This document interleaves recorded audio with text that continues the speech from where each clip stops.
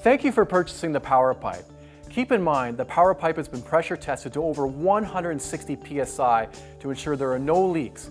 It's maintenance free and it comes with a 10-year warranty. Before ordering, you'll have located a vertical section of drain pipe that is fed by your shower, and you have measured the smooth vertical length and determined the nominal diameter. Measure at least 1.5 inches above the bottom of the plastic drain pipe that you identified prior to ordering your power pipe. This will be the bottom cut. In homes built since 1980, it's usually 3 inches diameter, but a great guideline for drain pipes is the nominal diameter is usually about 1/2 inch smaller than the outer diameter. Power pipe installation usually takes 1 to 2 hours. Please unpack the box and locate the installation instructions for more details. To begin the installation, turn off the main water supply to your home.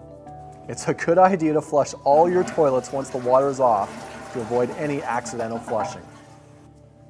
For this installation, you will need the following supplies: your power pipe, 2 supply drain connectors, pair of disposable plastic gloves, utility knife, hacksaw, flat file, nut driver or socket set, PEX tubing, most likely 3/4 inch, and shark bite or other type of compression fittings for cold water plumbing.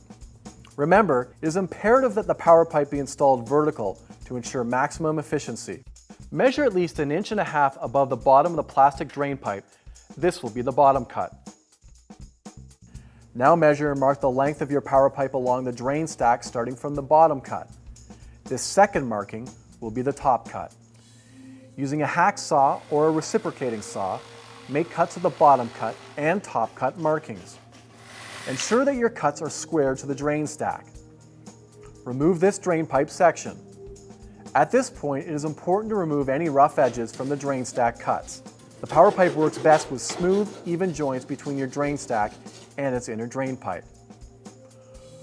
Remove the steel bands from both drain connectors. Notice that the inside diameters of each end of the drain connectors are different to accommodate the smaller power pipe and the larger drain stack outer diameters. Slide one connector on the bottom cut of the drain stack and slide the second connector onto the top of the power pipe. Now insert the power pipe into the bottom coupling and then up into the upper cut in the drain stack.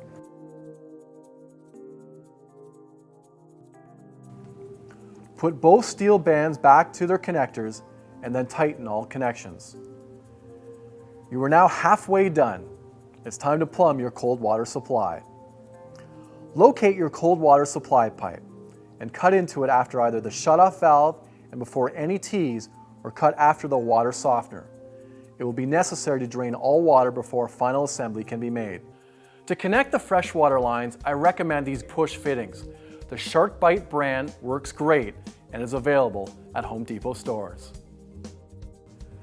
Connect the incoming water to the home, to the bottom fitting of the power pipe, and then connect from the top of the power pipe back to the cold water supply, feeding back to the home.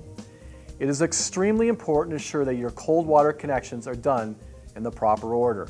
I should mention that you can divert and connect to the water heater only, or alternatively, divert and connect to the cold fixtures, but you'll have about 22% less energy savings. Sometimes it's necessary to go with one of these alternatives, depending on your home's layout. If you're cutting out a section of copper piping and using PEX piping, ensure that it is regrounded properly. Finally, turn on the main water valve, run your shower, and check your installation for leaks. Now is a great time to touch the bottom and top of your power pipe to feel the temperature rising up the unit. Energy savings doesn't get any better than this. Now you're ready to start saving money with your power pipe.